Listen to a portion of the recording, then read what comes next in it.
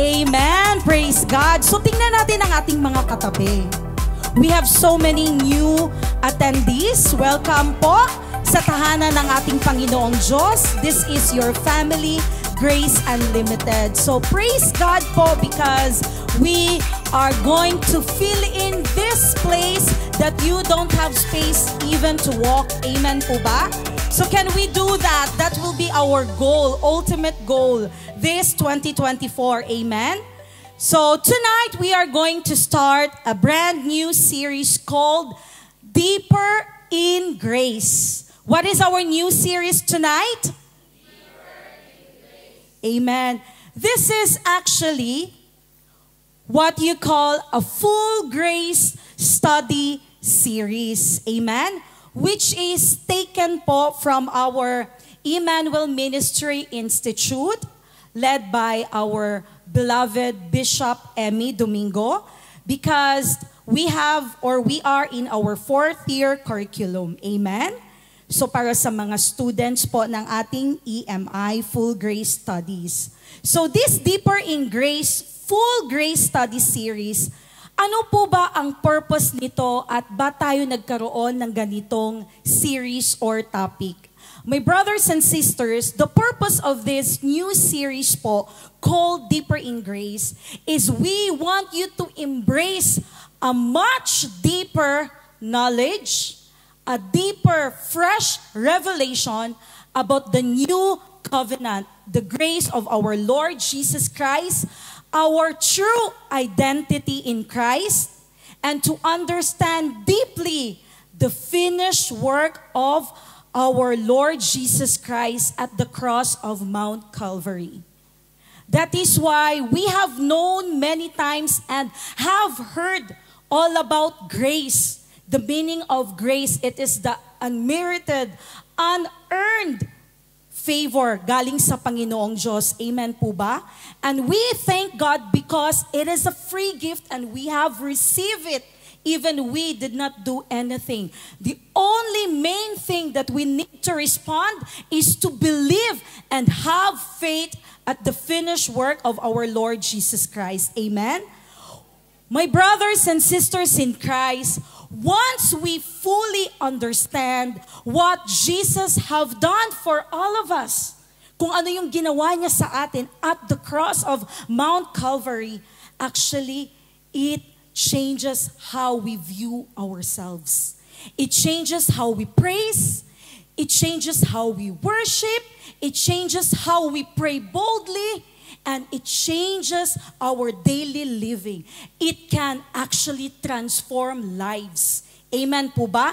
And bring more souls to the kingdom of God. Actually, the grace of God emphasizes that our salvation is not something that we can earn or we can lose based on our actions. Once you receive it, you have it, and that's it. Amen po ba? It is a steadfast promise po from God, rooted in His infinite love.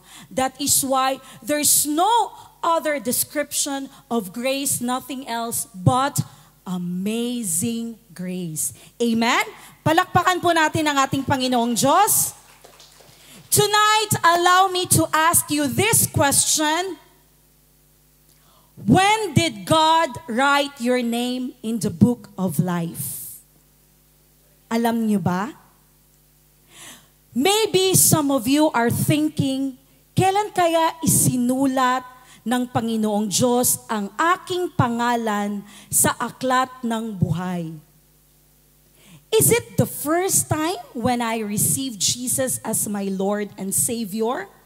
Pero paano na lang pala yung mga pagkakataon na ako'y nagkakasala?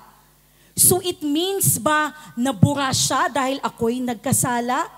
At ulit isusulat ng Panginoong Diyos dahil sa pagkakasala ko tinanggap ko muli siya? So tonight po, this question we will unfold. Importante po ang katanungan na to na dapat nating masagot and malaman tonight. Because when God wrote our name in the book of life, I think there is no other way that it can be erased. Amen po ba? So madaming paniniwala ang iba tungkol sa doctrine of predestination. So, ang ating pong kasagutan para sa katanungan na ito ay we will discuss the doctrine of predestination. Amen po ba? So that is why I'm telling you, sit back and relax because tonight, it is more on what is grace. Amen po ba? Kung ano yung ginawa ng Panginoong Diyos, kung kailan isinulat ang ating pangalan sa libro or sa aklat ng buhay. Amen po ba? So dapat natin to matutunan, maintindihan at malaman. So amen po ba? Many other believers, hindi ko sinabing Jesus believers, but those who believe in God, madaming paniniwala ang iba tungkol sa doctrine of predestination. And this is some kind of very controversial doctrine po sa Bible because some people have a faulty understanding of this doctrine. Sinasabi that God predestines certain people go to heaven. Wow, swerte ka kung sinulat ng Panginoong Diyos ang pangalan mo. Pero sinabi din na God predestined certain people and some go to hell. Malas ka kung ang pangalan mo ay tinadhana to go to hell. Amen? But tonight, we do not have any other reference, but only we will take the truth from the Word of God, from the Bible itself, and let us understand altogether the meaning of predestination, which the Bible reveals the truth. Amen? So we can answer the question, when did God write your name in the book of life? And this is our first topic po sa ating series na Deeper in Grace. So our first topic for tonight is predestination explained. So what is our topic for tonight? Amen. So let us bow down our head. Join me po in a very short prayer. Father God, we thank you that you brought us here. We thank you, O Lord Jesus, for your grace, that we are full of joy and our heart is overwhelming because of your presence. Thank you, O Holy Spirit, because you are the one who is leading us and teaching us tonight. In Jesus' mighty name, amen and amen. So the book of Revelation, chapter 13, verse 8, it says, all who dwell on the earth will worship Him. Ang ibig sabihin dito, all who dwell on the earth will worship Him, will worship the beast. Because the book of Revelation, chapter 13, the context is all about the 7th year tribulation. Amen po ba? So many of us, I guess, or some of you haven't yet read the book of Revelation and you haven't yet go through the full book, even I myself honestly. But from this verse, we can get when our name is written in the book of life. Amen po ba? So all who dwell on earth will worship Him, will worship the beast, will worship yung halimaw, will worship yung diablo. Kaya pangit ang kanyang trabaho kasi job low, hindi siya job high. So, amen po ba? Joke lang yun. Kasi masyado kayong seryoso. Kaya, nilagay siya ng Panginoong Diyos sa pinakamababang pwesto kasi siya si job low. Hindi siya si job high. So, joke lang po yun. Pero pwede ding tanggapin. So, in the Revelation chapter 13 verse 8, all who dwell on earth will worship Him. Sino-sino po yung magwo-worship sa diablo? They are whose names have not been written in the book of life. Ang aga naman nag-alarm. Wait lang. Sorry po.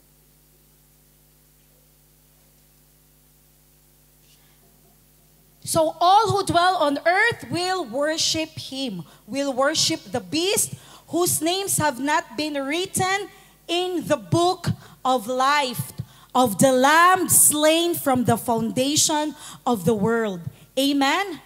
Ang mga sasamba lang sa halimaw or sa dyablo ay yung mga pangalan na hindi na isulat sa aklat na buhay. So may mga pangalan po na nakasulat sa aklat ng buhay at meron ding mga pangalan na di na isulat. Huwag kayong kukurap or pipikit mamaya kasi ipapakita ko ang mga pangalan na nakasulat sa aklat na buhay. Okay po ba yun? So the Bible calls the book of life, the Lamb, the book of life as the book of the Lamb. Amen? The book of life actually refers to the spiritual and eternal life. The names written in the book of life are only those redeemed by the Lamb. And alam natin kung sino yung Lamb, which is si Jesus Christ po yon ang ating Lamb of God. Amen po ba? So balikan natin, all who dwell on the earth will worship Him, whose names have not been written in the book of life of the Lamb slain from the foundation of the world. Question, when did the Lamb slain? Kung pag-iisipan po natin at tayo'y tatanungin at mostly po sa mga preachers, sa mga teachers, sinasabi po sa kanilang sermon or preaching, the Lamb was slain 2,000 years ago. Because this is what our time is. This is what we have known 2,000 years ago. Ang ating Panginoong Jesus ay nagkatawang tao at nandito siya sa ating sanlibutan. Amen po ba? When we are asked, when did the Lamb slain? It is always our answer 2,000 years ago. But when given a chance to ask God, when did the Lamb slain? His answer is totally different. Ask me why. He would tell you that the Lamb was slain from the foundation of the world. Dahil po, ang ating Panginoong Diyos, He lives in a different dimension. He doesn't live same like ours here in this world. God lives outside time. Amen po ba? He sees the past. He sees the future the way He sees it now. God sees our future even when we will ask Him now. Because He is God. He is all-knowing. He is omniscient God. Amen po ba? He sees po the big picture while we see a very small picture what we have known from our small knowledge. But God has a very broad knowledge because He knows everything. He owns everything. Amen po ba? He sees the big picture and the whole events of our lives. Even God knows that we will be worshiping Him today. On 6 July, Saturday night, dito sa lugar na to, He already predestined this place for us. Amen? Palakpakan nga po natin ang ating Diyos for giving us a better place to worship Him. Unlike our time zone is very much limited. Amen? Our time zone, we have a very limited period of time. So when did the Lamb slain? The Lamb was slain from the foundation of the world. And it is mentioned here from the book of Revelation, chapter 13, verse 8. The book of life of the Lamb slain from the foundation of the world. Amen? So from the book of 1 Peter, chapter 1 verses 19 to 20, it says here, but with the precious blood of Christ, a lamb without blemish or defect, He was chosen before the creation of the world, but He was revealed in these last times for your sake.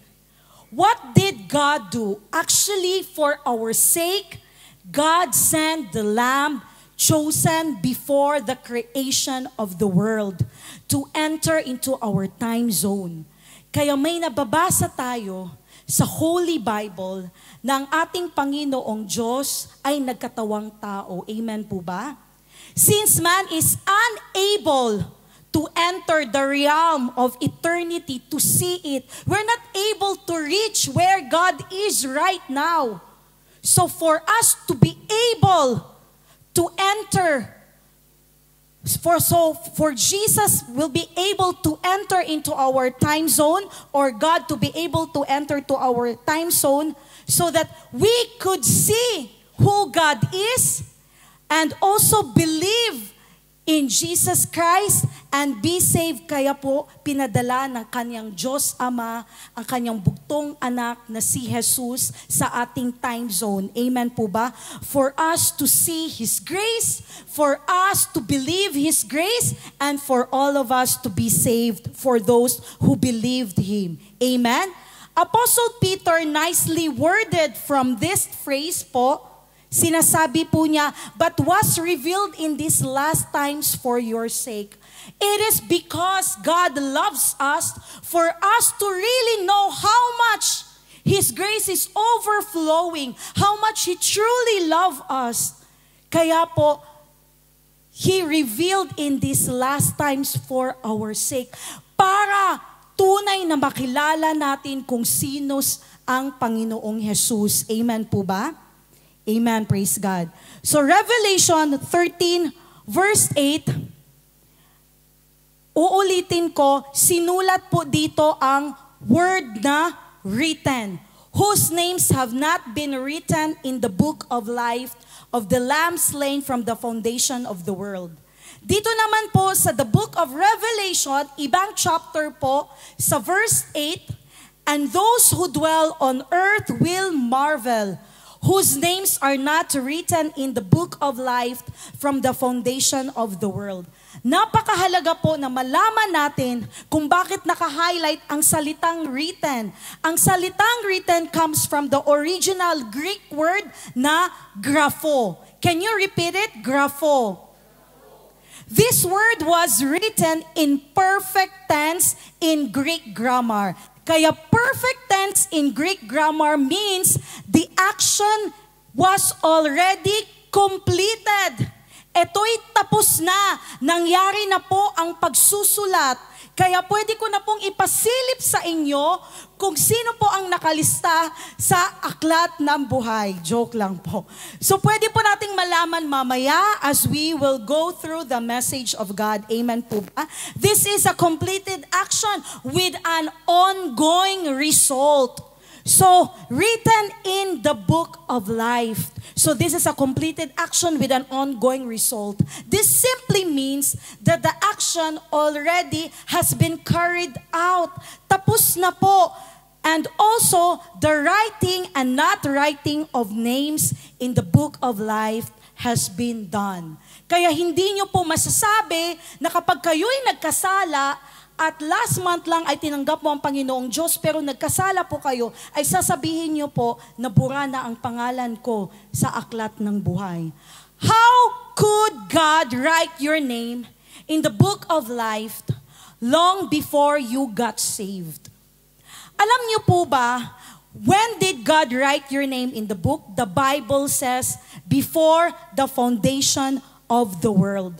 So it means po pala, ang pangalan na nakasulat sa aklat ng buhay ay isinulat pa to before the world was created. Amen po ba?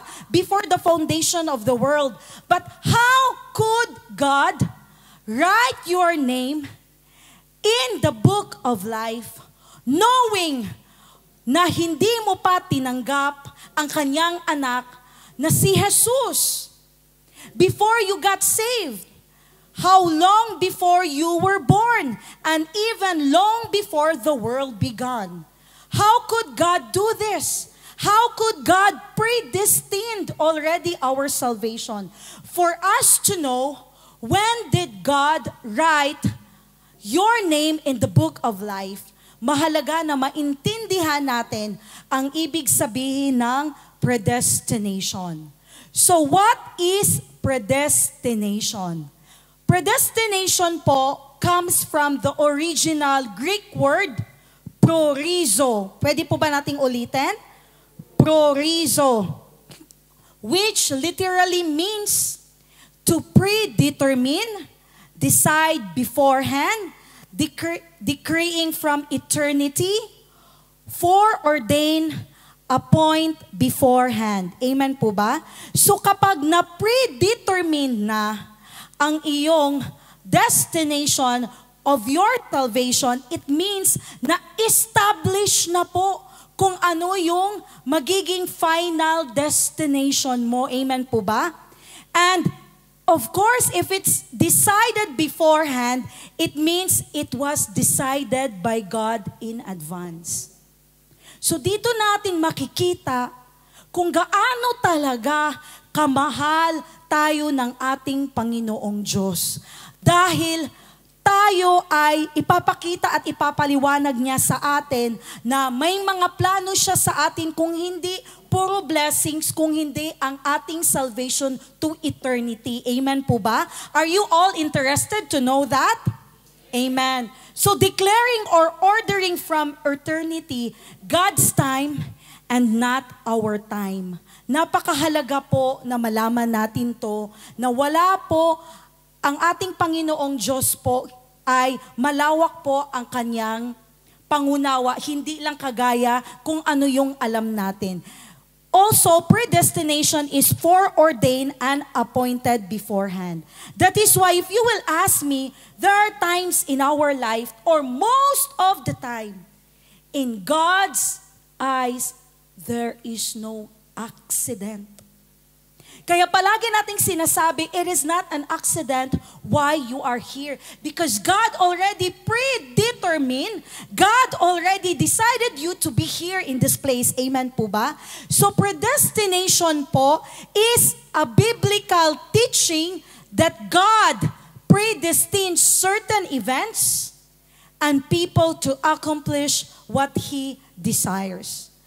May karapatan ba ang ating Panginoong Diyos to predestine certain events and people to accomplish what He desires? May karapatan ba siya? Yes or no, may karapatan? Yes, of course, may karapatan ng ating Panginoong Diyos dahil He is powerful. He is omniscient. Amen po ba? He has the full knowledge. He is the all-knowing God. You need to keep in mind only, my brethren, that in the exercise of predestination, God will always be God. He cannot violate His word, His promises in the Bible, and also His character. And knowing God, who is full of compassion, who is loving, who is full of grace. A faulty understanding, sinasabi ng iba, or ang pagkakaintindi ng iba with regards sa doctrine na ito, the doctrine of predestination, that actually God predestines certain people to go to heaven and some to go to hell. Naniniwala ba tayo nitong faulty understanding na ito or hindi? We really don't accept it. It's a big no-no. It's a very big error. Bakit nga po ba? Dahil nga po, ang ating Panginoong Diyos, ang gusto niya, masave tayo lahat. But pipiliin niya, sino kaya sa inyong dalawa ang mapupunta sa langit? Siya ba o ikaw? Okay, siya. Tapos ikaw mapupunta sa hell. Ganun ba mag-decide ang ating Panginoong Diyos? Yung parang pipiliin lang niya dahil sa mga ginawa mo? Kaya nga, we are living in the grace of our Lord Jesus Christ dahil kahit ano pa yung gawa na gagawin natin, it will not be acceptable. Amen po ba? God cannot predestine anyone to go to hell dahil alam ng Panginoong Diyos. Alam ng Panginoong Diyos na nangangailangan tayo ng pagmamahal at ang gusto lang naman niyang ipahiwatig sa atin ay yung unconditional love ng ating Panginoong Diyos. This will always violate God's word. kapag sinasabi ng iba na ang Panginoong Diyos ay namimili ng pangalan kung sino yung pupunta sa hell. And also it will violate His character. The Bible actually affirms, and this is actually our memory verse, for God so loved the world. Pwede po ba nating basahin lahat sabay-sabay? The world.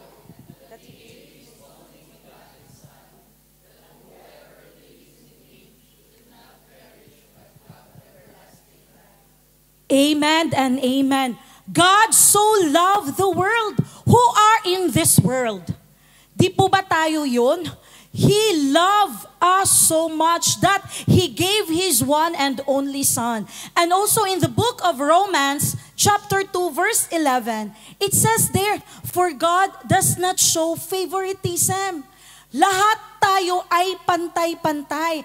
Walang pinapaboran, kinikilingan ang ating Panginoong Diyos. Amen po ba? 2 Peter chapter 3 verse 9, it says here, the Lord is not slow in keeping His promise, as some understand slowness. Instead, He is patient with you, not what? Wanting anyone to perish, but everyone to come to repentance. Gusto ni Lord talaga na makasama niya tayo until eternity. Amen po ba? From the book of 1 Timothy chapter 2 verses 3 to 4. This is good and pleases God our Savior, who wants what?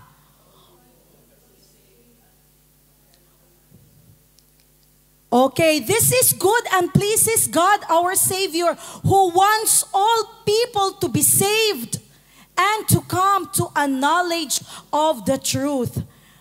God really wants His people, all His people, to be saved and to come to a knowledge of truth, knowing that He is the truth.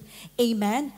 But God cannot just push you and tell you, go to heaven, go to heaven, go to heaven, go to hell, go to hell. No.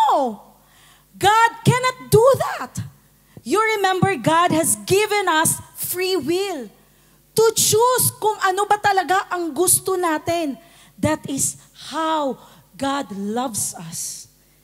Hindi tayo niya kinokontrol na parang robot. Ikaw, pupunta ka na sa church. Tayo. Tuk, tuk, tuk, tuk, tuk, tuk, tuk. Pupunta na siya ng church kasi kinokontrol siya ng Panginoong Diyos. But no, God has given you a free will to choose kung ano yung gusto mong gawin.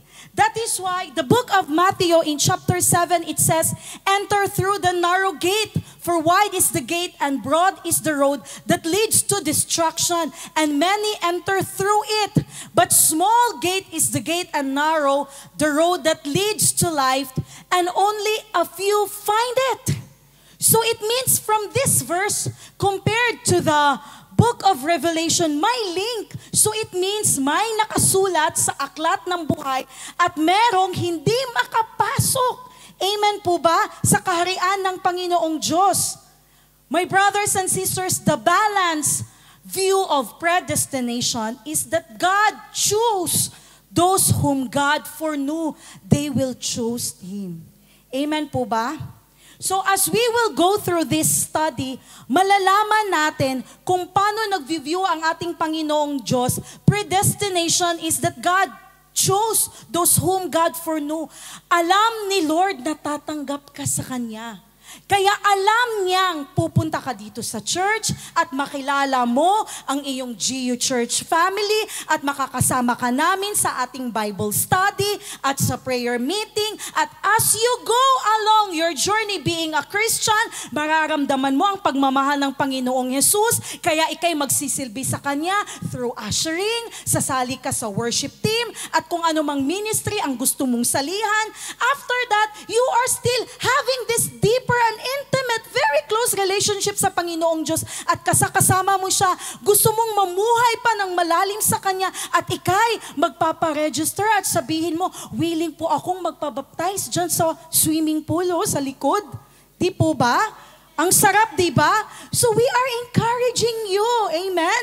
Amen. Praise God. So here po, 1 Peter Chapter 1, verses 1 to 2, Peter, an apostle of Jesus Christ, To God's elect, exiles scattered throughout the provinces of Pontus, Galatia, Cappadocia, Asia, and Bithynia, who have been chosen according to the foreknowledge of God the Father.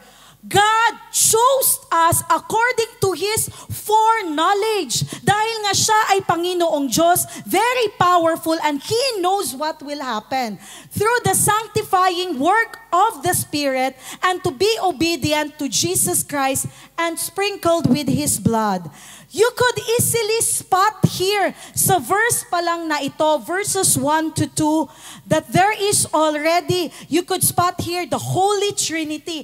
Yung action na ginawa ni Lord, which is the foreknowledge of God the Father, through sanctifying the work of the Spirit, which is the Holy Spirit, and to be obedient to Jesus Christ. At isinama dito na mahalaga din po ang nagawa ng ating Panginoong Jesus sa cross ng Kalbaryo. Amen po ba? Sprinkled with His blood.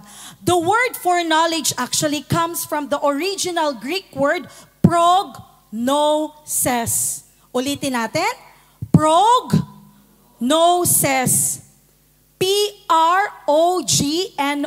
Prognosis, prognosis, which literally means to know in advance. Meron ba tayong kakayahan na kagaya nito? Na you can already predestine your life. Di po ba wala? Because we are not God. We don't know anything what will happen. Even tomorrow, we don't know. Kahit ano pang plano mo ngayon, you live your life very organized, orderly, lahat. Pero hindi natin alam ang mangyayari bukas. Amen po ba? Amen. God has the ability, and only God has the ability to know things and events ahead of time before they happen. Amen? So who has the ability to know things and events ahead of time? Sino nga po ba? Si God. Amen. So the book of 1 John chapter 3 verse 20, for if our heart condemns us, God is greater than our heart and knows all things. Kaya naman po pala, God knows all things. You cannot keep any secret. You can keep a secret to me, a secret to your parents, but not to God. Because wherever you will go, God sees. And even those thoughts in your mind na hindi mo pa nabanggit, alam na ng Panginoong Diyos kung ano ang inisip mo. Di po ba, mamaya kakain ako, ang tagal naman ng preaching, o di ba? So mga ganon. So alam ni Lord yun. There is nothing that God does not know because He is powerful. He is omniscient or all-knowing God. He has seen the beginning and the end. He knows the whole thing perfectly, and nothing surpasses the knowledge of God. Amen? So what is God's foreknowledge from a personal point of view? So from these two biblical truths, it will give us an idea that God's foreknowledge is based according dito sa sinasabi niya into a very personal point of view na which can link to us sa ating pagtanggap ng ating Panginoong Diyos. Amen? So, the first one is, what is God's foreknowledge from a personal point of view? So the first one is, God knew you before you were born. Pakiulit nga ulit sa katabi mo, God. Amen and amen. It is easier for us to understand God's foreknowledge on a personal level. Kapag alam natin, tinanggap natin ang ating Panginoong Diyos, mabilis nating maintindihan, maunawaan, mag-grasp, ma-embrace ang kanyang ginawa. Amen po ba? You can better understand how in His foreknowledge, He chose you. God knew you before you were born. Before you come to UAE, He knows that. Before something happens to you, He knows that. Before you conceive your child, He knows that. Furthermore, you can also understand why, dito na po papasok, why there are people who have not been chosen. Their names are not written in the book of life. Not that God doesn't want them. God loves them so much. Pero sadyang meron silang free will at iba ang pinili nila. Take for example, si Louis Vuitton, nakilala, shineran siya ng Word of God. Shinare sa kanya ang tinapos na gawa ng Panginoong Jesus na because God loves him, He sent His only begotten Son, Jesus Christ. He was crucified and He was died, buried, and also nag-resurrect din ang ating Panginoong Jesus. When Louis Vuitton knows that, siya ay umiyak at tinanggap niya ang pagmamahal, ang biyaya ng Panginoong Jesus. Pero si Coco Chanel, madaming beses, inaya sa church, inaya sa Bible study, inaya sa prayer meeting, inaya sa family day, nag-one-on-one talk na, lahat. Hindi lang luha ang hindi lumabas, sasabihin niya, sagrado ako, nakakandado, nakapadlak, double-double. Hindi pwede. Dito lang ako sa paniniwalaan ko na may Panginoong Diyos ako at gagawin ko lahat para lang talaga ako'y tanggapin niya. Kaya ako'y magwawali sa simbahan, maaga, puro works, works, works. Alam ng Panginoong Diyos kung kailan mo siya tatanggapin at kung tatanggapin mo siya. That is why ang works or ang ministry na evangelism, actually, it is not so difficult. I'll give you a tip. If you are a prayer warrior,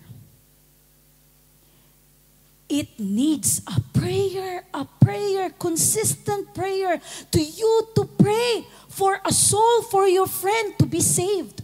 It's not one-time event. It's not one-night event. No. That is why alam ng Diyos na ikaw ay tatanggap. The moment you share that word, tatanggapin niya because nakasulat na po ang kanyang pangalan doon sa aklat ng buhay. Kaya there are people, maybe not here, or I am 101% sure not here because we already received the grace of God. Yung may mga taong talagang nakakasad, hindi sila naniniwala na si Jesus is our only Savior. Amen po ba? Amen. So it is not God who decided not to choose them. For this would be against His word and character. And kailan and paano nalaman ng Panginoong Diyos? Dahil ganito po yan, how it works. Isinulat ng Panginoong Diyos ang tumatanggap sa Kanya before the foundation of the world. It is already written. So it means as He see people coming and going, even din po sa future, talagang alam na niya. Pero of course, nandyan pa din ang pagmamahal ng ating Panginoong Diyos. Amen po ba?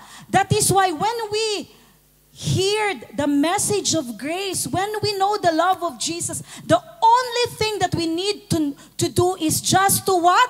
Believe and accept His love. Amen?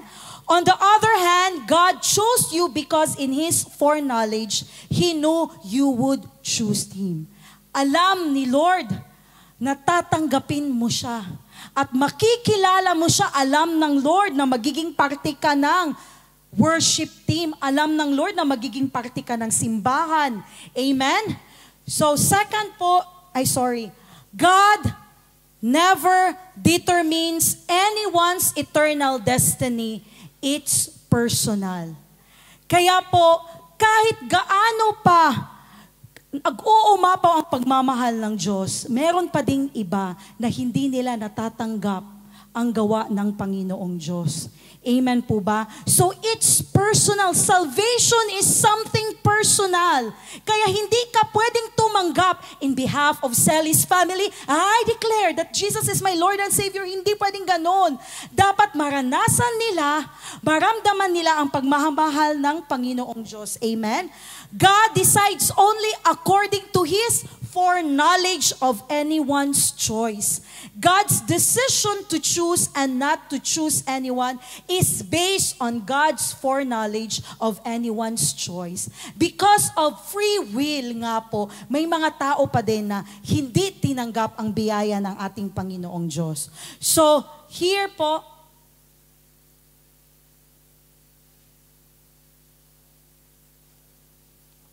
second is that, Next, from the book of Psalm chapter 139 verse 1 and 13 to 16, you have searched me, Lord, and you know me. God knows us so well, and for you created in my inmost being, you knit me together in my mother's womb. Is there any God who knows everything what is happening before our mother conceived us? Only God, only our God the Father. I praise you because I am fearfully and wonderfully made. Tingnan mo yung katabi mo. God created him or her fearfully and wonderfully. Maganda siya. Gwapo siya. Pero pag sinabi mo, hindi kaaya-aya ang inyong mukha, ang iyong mata ang hindi kaaya-aya. That is why nobody can judge a person's personal appearance because God created her or him. Amen po ba? Amen.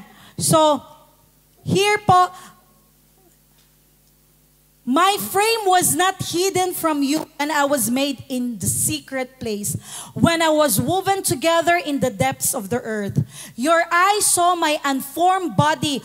All the days ordained for me were written in your book before one of them came to be.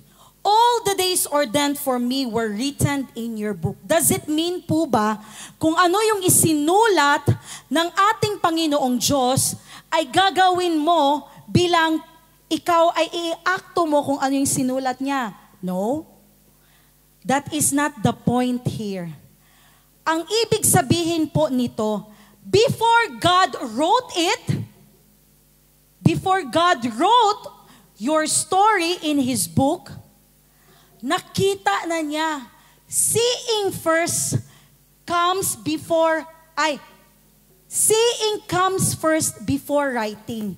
Kaya po naisulat na lahat ng mga plano natin, divine plans and purposes of God. Dahil nakita niya kung anong mangyayari sa atin after 5 years, after 10 years, or you will be in Europe, you will be in a different place. Amen po ba? So, in the end, man is actually responsible for his own life. That is why we are responsible sa lahat ng ginagawa natin. Huwag mong sabihin, si God kasi, ganito lang yung binigay niya sa akin. No! That is because of yung wrong choices, wrong decision making, kaya umabot ka sa ganyang tadhana. Amen po ba? Because man was created with the ability to think and the ability to decide by his own. Kahit na sinabi pa ng Panginoong Diyos, for I know the plans I have for you. You plan it. You already, sige na, gusto ko na Gusto ko nang magpakasal, halabira, ganon. Hindi ka pa nag-think, am I ready? It's not about being ready financially. It's all about being ready spiritually, emotionally, mentally, physically. Are you ready? Because ang pag-aasawa ay hindi parang kanin na iluluwa lang kapag ayaw mo. Kasi gusto mo, may lechon kawali yung kanin. Ba't kanin lang kasi? Walang ulam. Paano ba naman yan? So, hindi po ganon. That is why when preachers are preaching, ito yung ating lessons sa hapon na ito. Dapat tayo ay mag-inquire muna sa Panginoong Diyos sa lahat ng ating gagawin sa buhay. No, nag-i-inquire ka kay Marcy, anong hugot mo ngayon? Ito kasi ganito, ganyan. Ganun ba? Instead, you pray. Instead, you inquire. Instead, you take rest at the feet of the finished work of the Lord Jesus Christ, knowing that He knows everything about you. Amen po ba? God did not write a script for you to act on it. It is you actually. Alam ni Lord, Dahil sa consequence, dahil sa choices mo ngayon, ito ang consequence mo. Mahal ka ni Lord or hindi? Mahal ka ni Lord. Gagawa siya ng way to send people around you. Who are those people? Your church family, your loved ones, who will pray for you. Na balang araw, mapapalitan niyang decision mo sa buhay. Na you will choose what is best and according to God's will.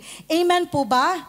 He already saw your whole life from beginning to end. That is why people who are worrying, sometimes just like me, instead of worrying, you worship the Lord, knowing He knows na hindi ka pa pala nakapagbayad ng utang or bayad ng bahay. He knows that. He knows. At hindi tayo mahihiya because it's normal, it's trend, it's practical. Pero dapat we will pray and alam natin kung paano tayo mag-manage sa ating finances. We should be a good steward. Amen po ba?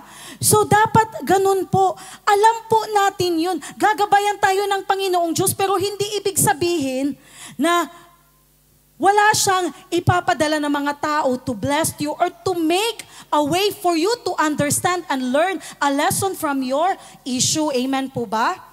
Amen. So, next po, before I formed you in the womb, I knew you. Before you were born, I set you apart. I appointed you as a prophet to the nations. This is from the book of Jeremiah, chapter 1, verse 5. God knows already that God knows before Jeremiah was born. Amen? He has chosen and ordained to be a prophet to the nations. God, in His foreknowledge, nakita na niya lahat kung ano ang mangyayari kay Jeremiah. Amen po ba? And ordained that it would happen exactly as it is. Kaya kung nababasa natin yung mga stories sa Bible, alam na ni Lord ang mangyayari, ang ending ng kwentong yun. Amen po ba? As it would really happen exactly as it is, and truly, he became a prophet. That is why he is being called as Prophet Jeremiah. This is very absolutely true, not only sa life ni Prophet Jeremiah, sa buhay din natin as well. Because God knows us better than we know ourselves. Alam na ng Lord na mawalan ka ng work, pero God will give you a better job. A job that gives you Saturday, Sunday off. A job that can provide you a visa for your family. A job that can give you an annual leave ticket to go back home or to the country where you will go.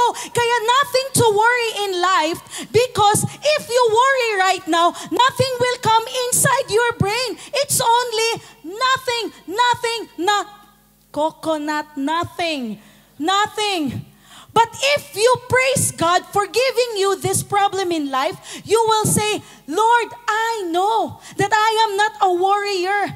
I am a worshiper, Lord. I worship you, knowing that you are a God who provides for me. That is why nothing to be worried because at the time you really need it most, sapat ang biyaya ng ating Panginoong Diyos dahil mahal ka niya. Amen? From the book of Galatians chapter 1 verse 15, ang sabi dito, ito yung buhay ni Apostle Paul, sinabi niya, but when it pleased God who separated me from my mother's womb and called me through His grace. The Apostle Paul recognized that he had been called by God from his mother womb. And we are praying that you also being sensitive, that you are being called to serve God. Amen po ba? And this call was only through grace. This means that he was called not because he was born wealthy. Yung family ni Paul, he was highly educated and a well-known social figure. But this may be true, but these are not the reasons why God has called him. He was called because of the grace of God. Dahil gusto ng Panginoong Diyos maranasan ng ibang tao na kahit si Paul, who was a murderer, will have the grace of God na magiging servant siya ng Panginoong Diyos. Amen po ba? That is why ganon din po tayo. We don't serve God according kung anong qualifications meron tayo. But when we receive the grace of Jesus, doon natin mararanasan at maramdaman, kapuri-puri ka, Lord. I will be part of your ministry, Lord. I will be serving your church, Lord. What you have given for me, the love, the grace, the mercy, ang pasasalamat ay hindi enough, Lord. Kaya andito ako, Lord, gamitin mo ako maging evangelist, maging visionary, maging prayer warrior, Lord. Gamitin mo ako sa simbahan mo to share the message of grace. Amen? Dapat ganun tayo. Hindi tayo ipupush natin yung sarili natin into something so that the Lord will promote us and will call us. Kasi kahit ano pang gagawin mong things, those are just nonsense. Tatanggapin mo lang ang biyaya ng Panginoon Diyos. And He will sustain that grace for you. Amen po ba? Na maging masaya ka kapag ikay nagsisilbi. May joy sa puso mo. You have the strength. Every day, you have the wisdom to bring people here. Not sasabihin mo, ay, Sabado night na naman, church na naman. No, walang ganon. Ikaw ay excited na magsimba at papurihan ang Panginoong Diyos. Amen? Praise God. So pangalawa po is, what is God's foreknowledge from a personal point of view is that God chose you before the world began. Amen. Wow, praise God. God chose you before the world began. Ganun kakamahal ng ating Panginoong Diyos. Ephesians chapter 1 verse 4, for He chose us in Him before the creation of the world to be holy and blameless in His sight. The word chose po is original Greek grammar, was written in aorist tense, which denotes once and for all. If you are chosen, amen, once chosen, cannot be unchosen. Once redeemed, cannot be unredeemed. Once selected, cannot be deselected or rejected. Kaya ikaw na namumuhay sa biyaya ng Panginoong Diyos, ano ang masasabi mo? There's no way for me again to commit sin. Dahil nga nag-uumapaw ang biyaya ng Panginoong Diyos sa'yo, dahil sa pagmamahal mo, we cannot be sinless 100%, seedless pa siguro grapes, but not to become sinless because we are under sanctification as we receive the grace of our Lord Jesus Christ. Amen po ba? So kung ikaw ang nakatanggap sa biyaya ng Panginoong Diyos, you will always have the conviction from the Holy Spirit. Amen? Ephesians chapter 1 verse 11, John chapter 6 verse 37, all those the Father gives me will come to me, and whoever comes to me, I will never drive away. Amen? Those whom God the Father in His foreknowledge predestined will come to Jesus. Lahat ng na-predestined na isulat sa aklat ng buhay ng ating Panginoong Diyos will come to Jesus. And the Lord Jesus assured them that when they come, He will never drive them away. Kaya drug addicts change their life. Murderers change their life. People who committed a big mistake changed their life dahil lamang sa tinapos na gawa ng Panginoong Diyos. How much more you as a person, naririnig mo palagi ang biyaya ng Panginoong Diyos. We are praying that you will go deeper into it. Na talagang mag-grasp mo kung anong ibig sabihin ng biyaya ng ating Panginoong Diyos. That His love is always unconditional. Amen po ba? The book of John, chapter 16, verse 14, He will glorify me because it is from me that He will receive what He will make known to you. Ang Holy Spirit po ang gagawa po ng way that He will always tell people, go to Jesus, love Jesus, do this for Jesus. Yan po yung gawain po ng Holy Spirit na nanahan po sa puso natin. Kaya hindi natin alam minsan, Hala, para namang may energy pa ba ako to attend the fellowship? Pero sige, pupunta ako. It's not you. It's not you. Hindi dahil sa energy mo as a human being. Kung hindi, yung Holy Spirit na nasa sayo na, you go, this fellowship para sayo. Purihin ang Panginoong Diyos dahil may pwede kang gawin doon sa fellowship na yun. You glorify the name of Jesus. Amen po ba? Chosen means predestined. God in Christ has chosen you beforehand. You are really set apart. Hinandpick ka ng Panginoong Diyos sa pagmamahal niya for ordaining everything in conformity with the purpose of His will in your life. Kaya ngayon isipin mo, ba't ako napunta dito sa Grace Unlimited? Ba't ako naging member ng isang ministry? Because God will use you for His will, for His purpose, not here only in UAE, pero kung saan ka pupunta, nandoon din ang biyaya ng Panginoong Diyos. Amen po ba? And what a pleasure is it to believe that you are part of God's plan. Amen? Palakpakan natin ang plano ng ating Panginoong Diyos. God has a divine plan for you that covers your life's journey from here to eternity. Kaya bilang Christian, huwag niyong sabihin, eto, nananaba. Sabihin mo, eto, praise God, sexy pa din, Marsh. Kahit chubby-chubby.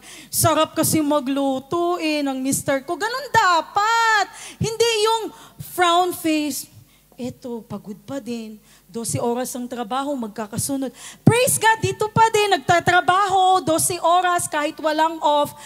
Praise God, dahil at least may work po ako at alam ko namang kumikitang kabuhayan, etong trabaho na to, yung ganun dapat. You always have this joy to share. Don't say something na, eto, ewan ko ba, yung sakit ko, nagbo-worse nga Eto, I praise God dahil at least ngayon, maayos na yung medical report ko at the cancer cells are already gone. Praise God. So dapat mga ganun. Puro papuri sa ating Panginoong Diyos. Amen po ba? The Apostle Paul explains how the sequence of divine action unfolds as you see them in the landscape of God's prognosis. But before that, you will always enjoy your journey being a Christian. Dahil masarap maging Kristiyano dahil ang presensya ng Diyos ay nasa atin sa umaga pa lang pagising hanggang sa pagtulog natin tayo ay nakangiti. Amen po ba? So here po, from the book of Romans chapter 8 verses 29 to 30, this is a divine action.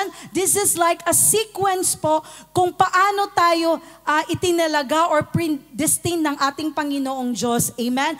For whom He foreknew, it means God the Father foreknew. Ang ibig sabihin, alam niya. Alam niya dahil He knows everything. Siya ang Diyos noon pa man kung sino ang kanyang magiging mga anak. Dati pa lang, hindi ka pa nabubuhay, alam na niya na magiging anak ka. Amen po ba? He also predestined to be conformed to the image of His Son. He appointed people na maging katulad ng kanyang bugtong anak na si Jesus. Moreover, whom He predestined, this He also called. Yung mga isinulat niya doon sa buhay, sa aklat ng buhay, ay He also called para maging kanyang mga anak. Not just only called as son and daughters of God, but also called to serve Him. Amen po ba? Itinuring niyang matuwid. He also justified. Praise God, we are not righteous, but we became righteous when we receive Jesus Christ as our Lord and Savior. When we do believe na yung ating unworthiness ay in exchange na sa ginawa ng ating Panginoong Jesus sa cross of Calvary. Amen po ba? Itinuring niya tayong matuwid. Binigyan niya ng karangalan. And this He also glorified. Hindi pa tayo napunta sa langit where we will be glorified.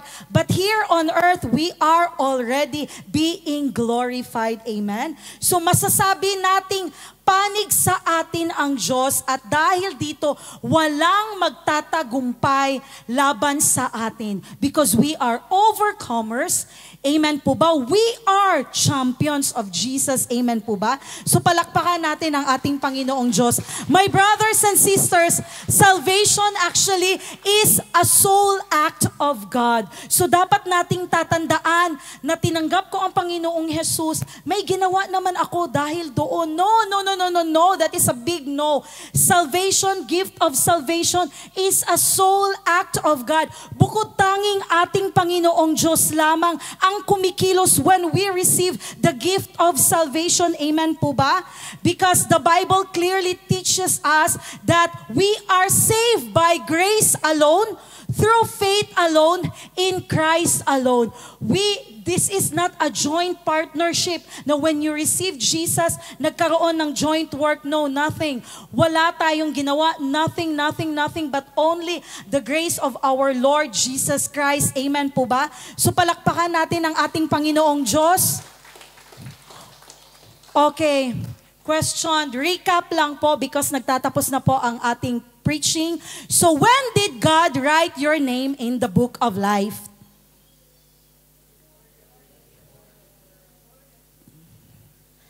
When did God write your name in the book of life? Pwede bang pakilakasan ng ating sagot? Amen.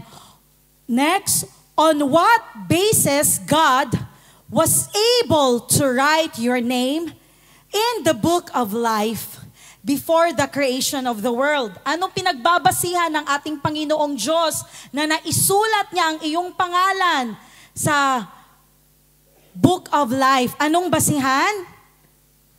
His foreknowledge. Because He knows everything. Alam niya ang mangyayari sa'yo. Alam mong tatanggapin mo siya. Amen po ba? And what are the two personal truths about God's foreknowledge? The first one is amen. Will you say amen to that? God knew you before you were born?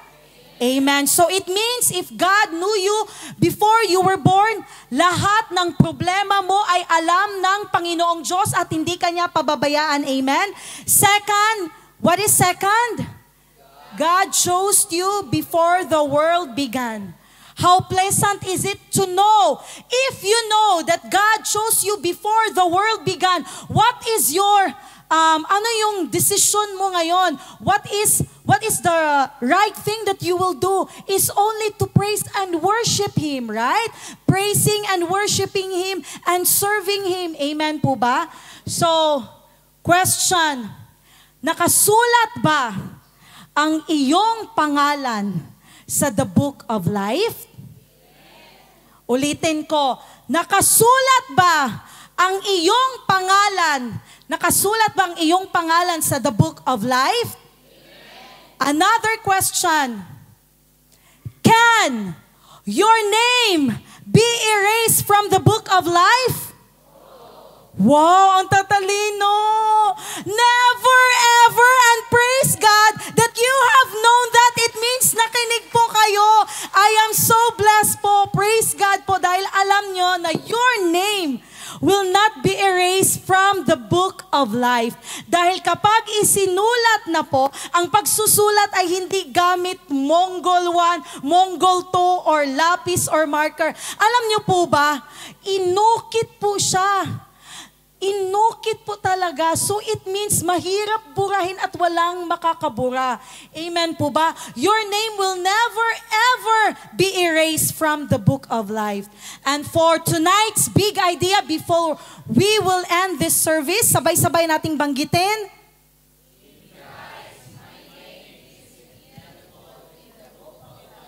What is the big idea for tonight?